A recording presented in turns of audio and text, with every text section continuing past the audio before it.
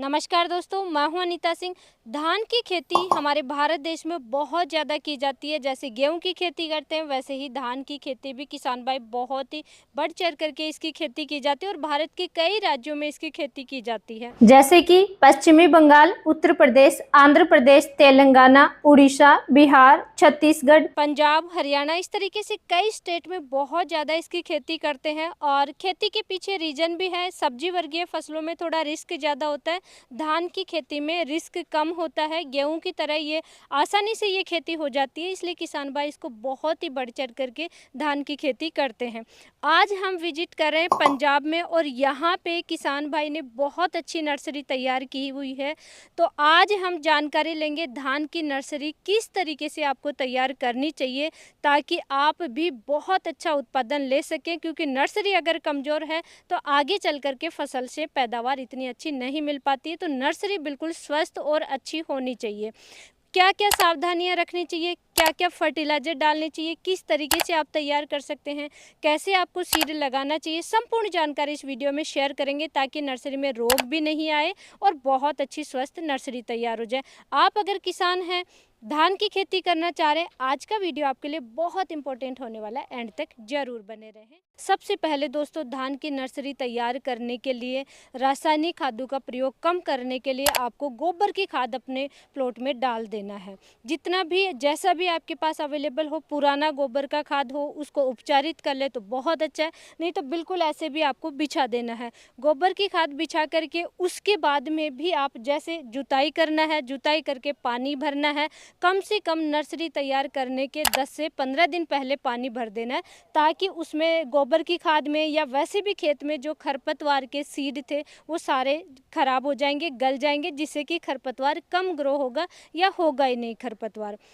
और उस भरे हुए पानी में दोस्तों ट्राइकोडर्मा, सूडोमोनास और बायोनिमेटोन नाम से आता है, पैसिलियोमाइसिस लीलासिनस, इनका आप एक गुड़ में घोल तैयार कर लीजिए। 500 ml 200 लीटर पानी में डाल दीजिए। 1 से 1.5 kg 2 kg आप गुड़ डाल दीजिए और उस पानी को जब आप पानी भरें 10-15 दिन, तो बीच में आप कभी भी डाल दें बीच बीच में, ताकि वो पूरे में अच्छे से फैल जाएगा। उससे होगा क्या, धान की नर्सरी में शुरुआत में ही बहुत तरीके के फंगस जनित रोगों का अटैक भी होता है और अब इस साल लास्ट ईयर भी देखने को मिला निमेटोड की समस्या भी आती है। तो इन समस्याओं से बचने का बेस्ट तरीका है कि पहले ही आप उपचारित कर लीजिए, ताकि समस्याएं नहीं आए, आपकी मिट्टी बिल्कुल स्वस्थ हो जाएगी।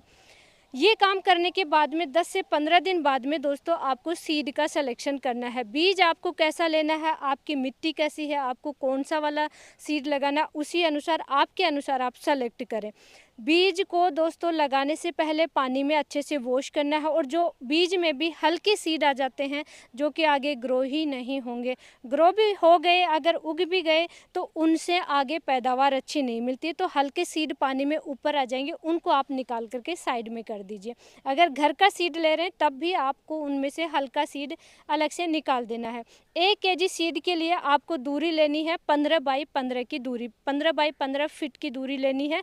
इस अनुसार आपकी सीड के अकॉर्डिंग आप जगह कीजिए, क्योंकि अगर नर्सरी, ये देखिए घनी नर्सरी हो गई तो इनकी जड़ों में दिक्कत आएगी, जड़ें का फैलाव नहीं होगा या जड़ें एक दूसरे प्लांट की जड़ों में फंस जाएंगी। उससे जैसे आप आगे उखाड़ोगे, प्लांटेशन करोगे, तो एक दूसरे प्लांट की आपस में जड़ें फंसी हुई होंगी तो जड़ें टूटेंगी और जिससे कि ग्रोथ उनकी धीमी हो जाएगी, या फंगस का जहाँ से जड़ें टूटेंगी वहाँ से फंगस का अटैक हो जाएगा। तो इसलिए नर्सरी घनी भी नहीं होनी चाहिए, इस चीज़ का आप जरूर ध्यान रखिए। तो बीज डालने से पहले आपको जैसे हल्का बीज निकाल लिया तो उपचारित करना है।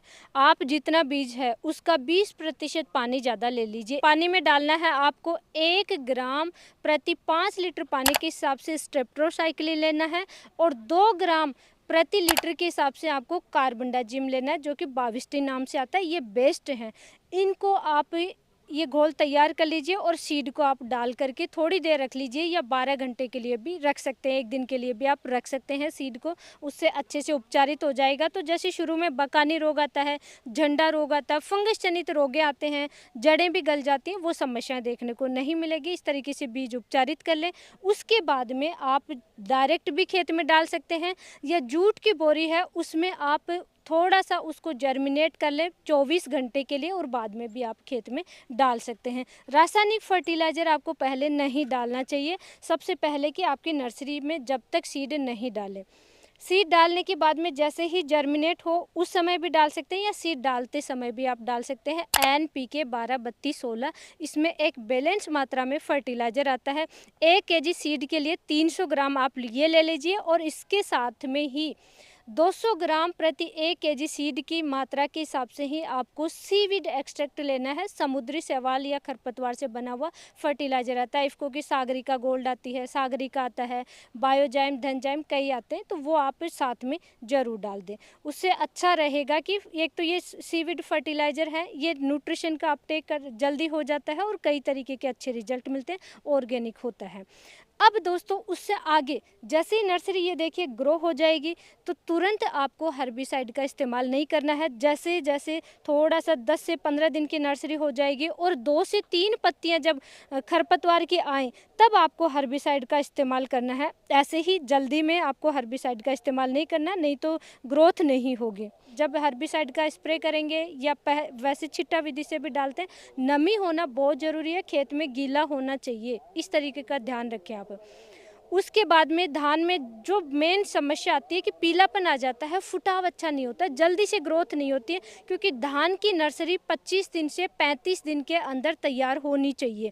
अगर जल्दी क्रॉप है, जल्दी वाली है तो 25 दिन में, और लेट वाली है तो 35 दिन में नर्सरी तैयार होनी चाहिए। उसके लिए आपको सबसे बेस्ट है दोस्तों, छिट्टा विधि से ना डाल करके आपको स्प्रे करना चाहिए। एक बहुत ही जादुई स्प्रे आपको इस वीडियो में मैं डिस्कस करूँगी। जिंक सल्फेट आपको इस्तेमाल करना है, लगभग 4 ग्राम प्रति लीटर पानी के हिसाब से लेना है। प्रति पंप के हिसाब से लगभग 60 से 70 ग्राम आप ले सकते हैं। जिंक सल्फेट 33% वाली जिंक की बात करूँगी। उसके साथ में आप फेरस सल्फेट ले सकते हैं। जिंक सल्फेट से नई पत्तियों में जो पीलापन आता है वो पीलापन नहीं आएगा और स्वस्थ रहेगी, फुटाव ज़्यादा होगा। फेरस की वजह से भी दोस्तों पत्तियाँ मजबूत रहेंगी, रोगों की कीटों का अटैक नहीं होगा, स्वस्थ रहेंगी और हरापन प्रॉपर तरीके से होगा। जितनी हरी होनी चाहिए उतना हरापन रहेगा। और भी कई तरीके के फायदे मिलते हैं, तो इसके साथ में हो सके आप मैग्नीशियम सल्फेट भी ले सकते हैं। और यूरिया आपको लेना है, सेम ही मात्रा यूरिया की लेनी है, 60 से 70 ग्राम प्रति 15-16 लीटर का जो पंप आता है उसमें मिक्स करना है और स्प्रे करना है।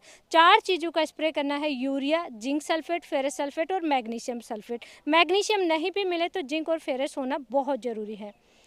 अब दोस्तों अगर तेज गर्मी की वजह से पत्तियां झुलस रही हैं नर्सरी की, तो आपको करना चाहिए फिर यूरिया नहीं लेना है, NPK 13-045 लेना है और उसके साथ में चिलिटेड फॉर्म में लेने हैं, यानी EDTA लिखा हुआ आता है, वो मिक्स माइक्रो न्यूट्रिएंट लेना है जिसमें जिंक और फेरस जरूर होना चाहिए। जो चिलिटेड फॉर्म में आप मिक्स माइक्रो न्यूट्रिएंट लेंगे उसकी 1 ग्राम प्रति लीटर के हिसाब से घोल तैयार करेंगे और जो NPK 13-045 लेंगे वो 3 से 4 ग्राम प्रति लीटर पानी के हिसाब से घोल तैयार करेंगे, स्प्रे करेंगे दोस्तों। फिर urea, zinc sulphate, ferrous sulphate वो स्प्रे नहीं करना है अगर गर्मी की वजह से नुकसान हो रहा है तो। और एक दोस्तों मेजर समस्या आती है कि जैसे ही धान की नर्सरी थोड़ी सी बड़ी होगी, बीच बीच में सीड बोर्न डिजीज आती है, एक बकानी रोग या झंडा रोग इसे कहते हैं। ये बड़ी समस्या है।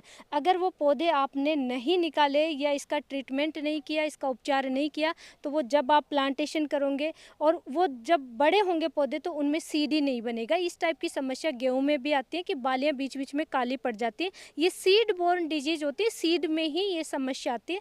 तो ऐसे जो बीच बीच में पौधे हैं इनको उखाड़ के साइड में फेंकना है और आपकी नर्सरी में एक स्प्रे करना है, थायोफेनेट मिथाइल 70% पाउडर फॉर्म में, रोको नाम से फंगीसाइड आता है। ये बेस्ट फंगीसाइड है।